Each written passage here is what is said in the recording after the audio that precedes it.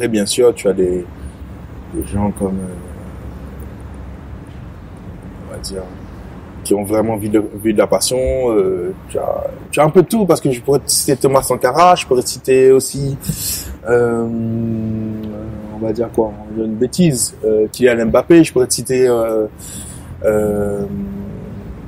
des sculpteurs africains, et je pourrais même citer le jeune créateur qui a pas de nom pour vous et qui est au fin fond du Sénégal et qui croit, et qui court, qui réessaye.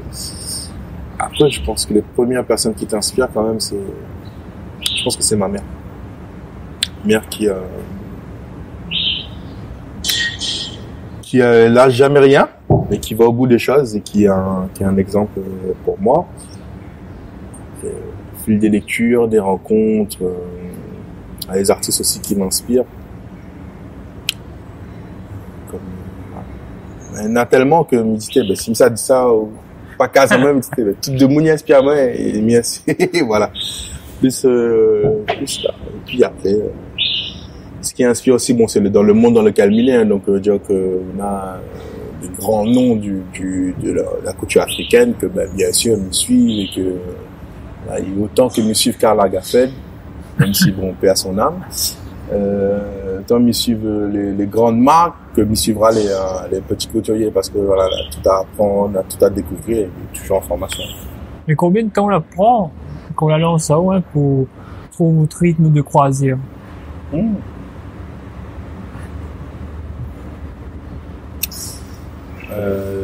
4 mois. 4 mois. Comment on arrive à time ça comme ça, 4 mois? Mais dis 4 mois parce que au bout de 4 mois, les gens avec qui le designer, il travaille pour moi sur la com et tout ça, il m'a dit, mais mec, tu as changé. C'est-à-dire qu'on avait un rythmique de vie où il lève, il inclut le sport dans mon journée, parce qu'il est important à un moment donné où déconnecte avec le sport. J'avais déjà lu 5 livres. J'avais déjà mes plannings faits, qu'est-ce que je veux faire, où est-ce que je veux faire, mais voilà. Et donc je me rendais compte que j'étais dans une rythmique où 8h30 à 17h, j'étais en mouvement. Où je disais, je fais la pause de telle heure à telle heure, et quand c'est vraiment organisé, pourquoi je dis 4 mois? Parce qu'au début, tu dis, ça demain, j'ai le temps et tout. Ou tu dis, je prends plus de temps. Et là, au bout de 4 mois, je me suis rendu compte, non, je dis, en fait, non. J'aurais pu aller en 2 mois, parce que j'ai fait en 4 mois. Et j'ai perdu du temps. Pas régler ça tout de suite. Donc, du coup, on va dire 4 mois. 4 mois, vraiment, 4-6 mois, où vraiment ça a changé, où l'ouverture, avant l'ouverture d'entreprise, parce que il y a l'ouverture papier, c'est l'ouverture de la pensée de l'entreprise. Je vais ouvrir l'entreprise.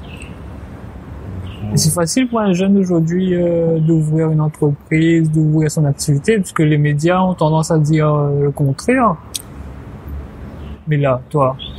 On va dire que ouvrir, c'est facile. Tu sais les papiers, tu remplis. La rendre viable, c'est plus difficile. Et les médias n'ont pas tort.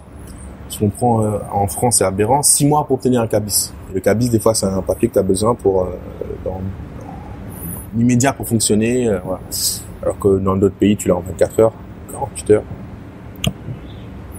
Mais le manque de formation, c'est-à-dire que il n'y a pas assez on forme pas, on va dire, il n'y a pas de formation pour devenir un super réunionnais. Si on peut dire ça comme ça, c'est-à-dire que pour devenir un super chef d'entreprise, non, tu as pas ça. Par contre, les grandes écoles, faut avoir les moyens encore, mais tu as une petite formation de 3 jours, d'une semaine, qui semble pour moi, c'est une initiation, mais t'es pas dans le cœur du truc. Ou comment ça se fait,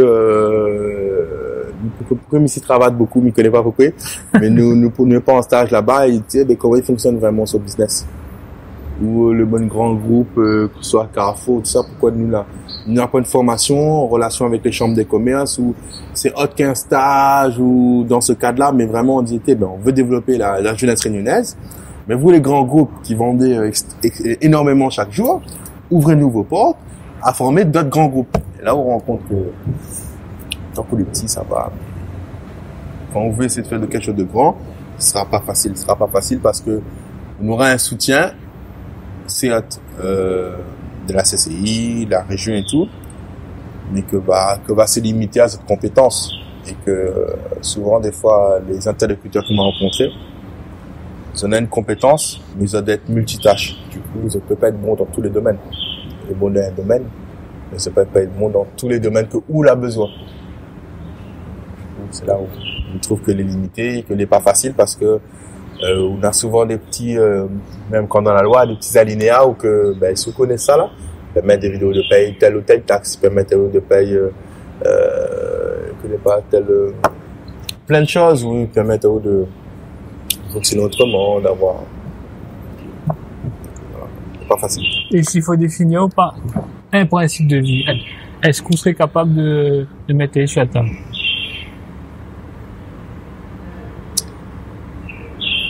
Demain est un autre jour. C'est-à-dire, tu penses à moi un son de Nesbill. Chaque jour suffit sa peine. Ouais, c'est un peu ça. C'est-à-dire que peut-être demain c'est un monde Python des neiges. Et demain est un autre jour. Donc, ça veut dire que, oublie pas, ce qu'on a fait aujourd'hui servira au bout de demain. Et ainsi de suite. Et dire que, donne tout aujourd'hui. Et demain, abysse. Et si on aurait un mot pour la fin? Un mot pour la fin. Merci Jean-Max. Un mot pour la fin. N'hésitez pas, si vous t'écoutes il y a un podcast, c'est ça? C'est ça. Allez voir sur la page Trésor d'Afrique. N'hésite pas à passer voir moi sur le marché Chaudron, le mercredi, le dimanche. Surtout sur les pages, sur les réseaux sociaux, parce que souvent on a des événements privés ou des découvertes participer à un pique-nique africain.